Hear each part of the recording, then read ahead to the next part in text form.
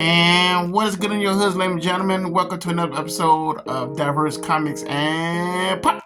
And I'm your host, Raymond Leonard, and I create comic books. Okay, we're going to do a reaction video. We're going to do some inspiration. So if you ever wanted to create a comic book, and you just looking for some type of motivation and some inspiration and want to create your comic book, we're going to look at Robert Kirkman's Secret History of Comics. We're going to look at the Image Comics Road to Independence episode. Alright?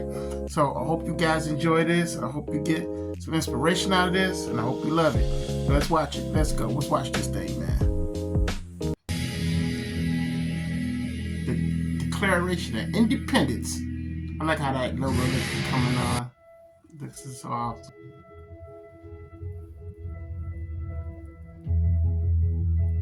All hours of the day, comics were hugely important to me. I started noticing these names in the books. There are artists behind these books, and they're all super talented, and I gotta follow these guys. Late 80s, early 90s, Silvestri, your Eric Larson, Jim Valentino. But there were three undeniable superstars at the time: Rob Liefeld, Todd McFarlane, and Jim Lee. Those three guys were drawing comics unlike Rob Liefeld, Jim Lee, and Todd McFarlane. Let me tell you something. Don't Marvel Comics was off the chain, man. What a time it was experiencing all those books by them. These guys put it down. It was like a movie. Each book was like it was like a movie, totally different. Loved it all. You have to figure out how to get people to see you, and the way to do it is style. Look at how he's over his ears. Spider-Man's not on the front. And it was dynamic. McFarlane, Liefeld, and Lee were really coming up strong. Their work was being recognized, and they were very important to the company. They sold a lot of books. With an average of 8.7 million comics a month. Todd had just relaunched Spider-Man, one of the best-selling comics of all time. Jim Lee had just done X-Men, which I think is the best-selling comic book of all time. His goal is to break into one of the top two comic book companies and work on the book that you loved as a kid. It felt pretty good. I felt like it was a pretty big achievement. I'd always wanted to work for Marvel Comics since I was a kid, buying their books from the liquor store. I never took it for granted.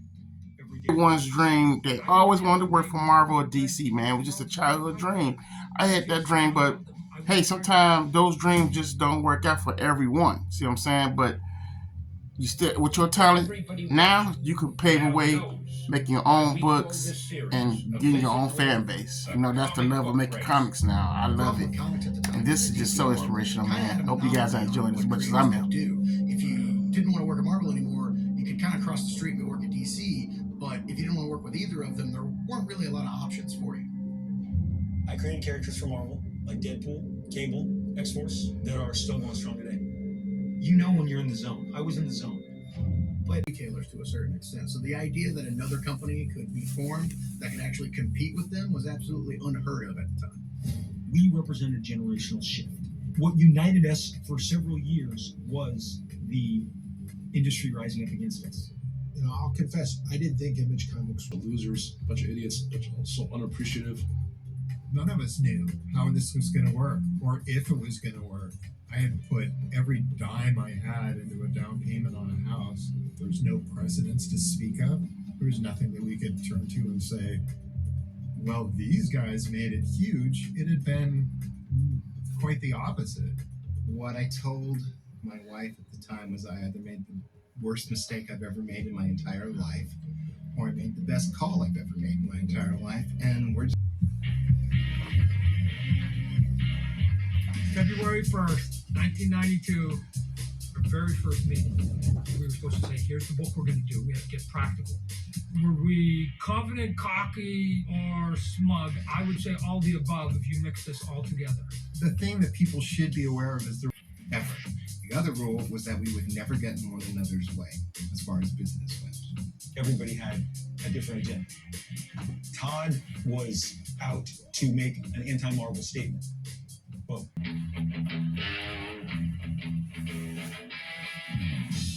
Todd had Can you imagine walking out on your dream job just to take a clip on your own and risk it and see, can you do this on your own?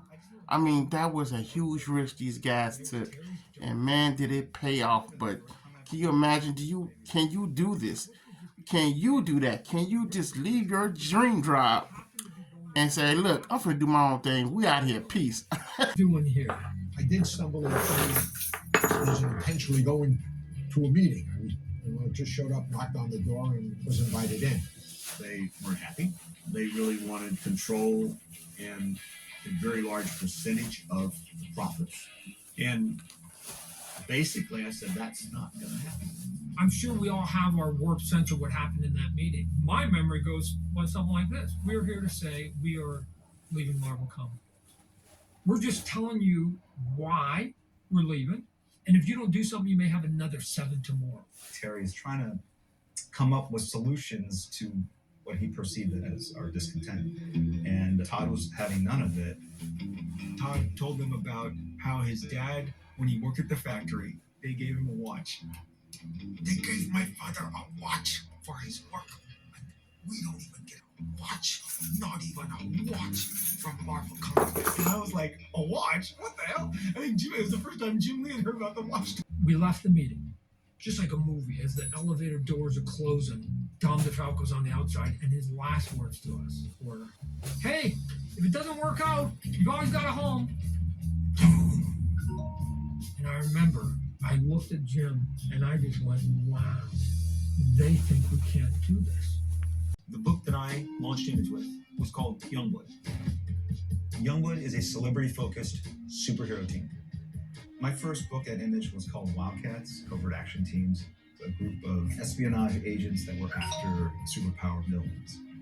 I created Spawn, the character that today I still do. Spawn is a man who's died. He's back, but it's 5 years later. Savage Dragon was a superpowered police officer. He was just a guy who kicked ass. That's all I wanted. My book for Image was Cyberforce. Mutants with cybernetic enhancements. It was my X-Men. I did a book called Shadowhawk. I've never bought into the superheroes don't kill idea. Well, he didn't kill, he maimed. The first Image comic book to be published.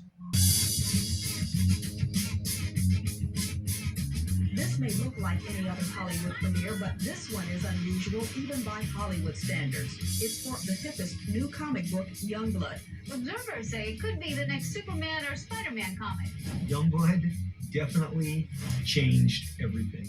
We knew it was going to work. We didn't know it was going to really work. Then Spawn comes out, bam, even more sales.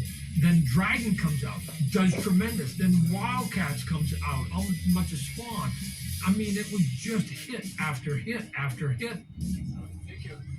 Into the 90s and into the early 2000s.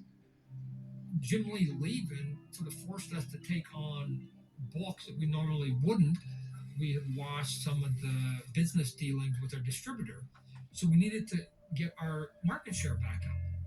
At first, we were taking on stuff that we weren't overly proud of. I volunteered to take over. My idea was to get rid of all the books, the ones that I just thought brought the company down. And I told the guys, we can do better than this. You start thinking in terms of we need to diversify. There's a market that's not being catered to out there. It's the indie market. Image started to be successful. And I wanted to do a zombie comic because I had been watching tons of George Romero movies and I had fallen in love with that genre. And I was like, there's so much more you can do with this genre that hasn't really been explored. He pitched what he called Planet of the Zombies to me. I was like, oh, Robert, that's just... And I said, look, how this is different from every zombie book that's ever been done. There's no reason to do it. There just was nothing that would have given you the idea that, like, we should do this book because it's going to be a huge success. Especially from somebody who had, not a great track record up to that point. And so in the moment, I just go, boy, I didn't put it in the pitch because, I wanted to surprise you guys. But the whole thing, it's an alien invasion. There's take over. And I would later find out that is apparently the plot from Plan 9 from Outer Space. I didn't know that at the time, and they didn't know that at the time. But they're like, yeah, no, that's cool. Hey, that's the hook we're looking for. Yeah, it's a good looking book. Done. Accepted. The book's doing great, and I'm loving it.